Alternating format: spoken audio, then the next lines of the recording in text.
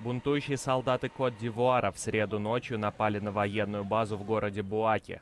После перестрелки мятежники проникли в здание, разграбили арсенал, а затем устроили поджог. По словам свидетелей, во время противостояния в ход пошло тяжелое оружие, были слышны громкие взрывы. Говорит местная жительница Эвелин Аффу-Банго. Мы сидели в гостиной и смотрели фильм, как вдруг услышали резкий звук — бум. Мы испугались и начали кричать. Мы видели дым от пожара, им пахло в нашей комнате, и было непонятно, что происходит. Потом мы вышли посмотреть на разрушение и были ошеломлены. На данный момент ничего не известно о возможных жертвах нападения.